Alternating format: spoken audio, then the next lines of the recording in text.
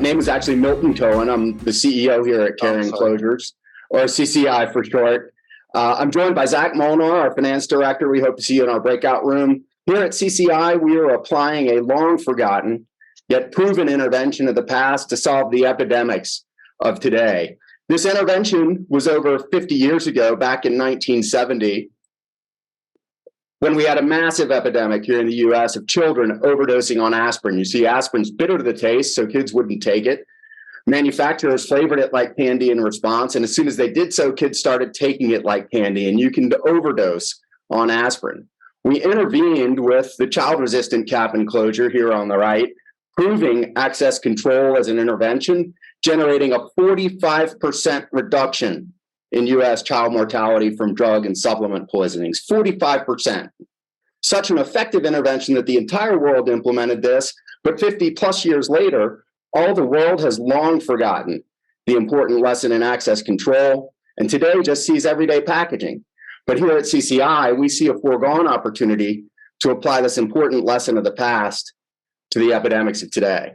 Like the opioid epidemic, where sneaking pills is not just a leading source of diversion, but the #1 source for teen drug abuse in our country since 2012. Or the resurgent pediatric poisoning epidemic, where every 8 minutes a child goes to the ER today from a drug or supplement poisoning, and every 12 seconds a child is poisoned from a common household product. These cost our healthcare system billions of dollars annually, our economy tens of billions of dollars annually, and literally all of them can be contained with simple access control. We started with prescription drugs with our SafeRx line of locking prescription vials used by pharmacies in dispensing controlled substances in our teen-proof version shown there on the left and in market today, and in our and for pediatric fatality risk medications in our child-proof version to come on the right. We launched our teen-proof version into US healthcare in late 2021, have grown to over 100 customers across 6 different verticals, pre-reimbursement. I'll say again, pre-reimbursement.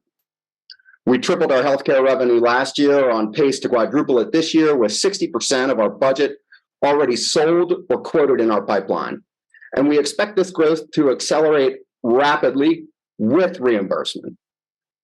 Using the new UDI code set approved by CMS last November, there are highly compelling stakeholder economics shown here at top. We have 5 clinical trials underway, including 1 managed for CMS by one of their QIOs and 2 managed by the Bloomberg School at Hopkins. We're here today filling out the last $1 million to $1.5 million in our safe and convertible note round.